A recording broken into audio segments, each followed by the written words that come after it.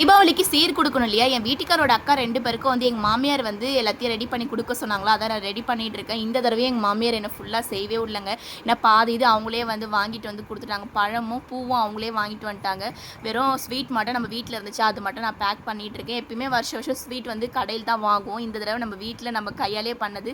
நானும் என் வீட்டுக்காரர் 2 பேரும் சேர்ந்தே பண்ண ஸ்வீட் இது. எல்லாத்தையும் வந்து அப்படியே பேக் பண்ணிட்டோம். எல்லாத்துலயும் 2, 2 தான் வச்சேன். ஏன்னா ஸ்வீட்லாம் அதிகமா சாப்பிட மாட்டாங்க. அதனால 2, 2 ஸ்வீட்டு, காரம் அதெல்லாம் வைக்கணும் போல.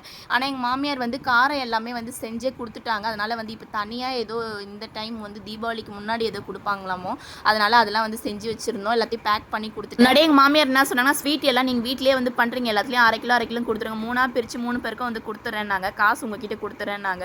அதான் சொன்னேன் இல்லையா, எங்கள் மாமியார் எதுவுமே வாங்கவும் விட மாட்டாங்க, செய்யவும் விட மாட்டாங்க. ஏன்னா செலவு வைக்கக்கூடாதுன்னு நினைப்பாங்க. எல்லாமே எங்கள் மாமனார் செலவில் தான் இவ்வளோ நாளும் இவ்வளோ வருஷமாகவும் பண்ணாங்க. இப்போயாச்சும் என் வீட்டுக்கார் பண்ணணும்னு நினச்சா அதையும் ஃபுல்லாக பண்ணவே இல்லை. அவங்க பாதி இது பண்ணாங்க. நான் தீபாவளி செலிப்ரேஷன் எதுவும் பண்ண மாட்டாங்க. ஆனால் என் வீட்டுக்கார் தீபாவளிக்கோ இல்லை பொங்கலுக்கோ எதனா அவங்க அக்காவுக்கு கொடுத்தாருன்னா அதை நீ செய்யக்கூடாதுன்னு சொல்கிறதுக்கு எனக்கு ரைட்ஸ் இல்லை. ஏன்னா அக்கா தங்கச்சி உறவு ரொம்பவே முக்கியம்.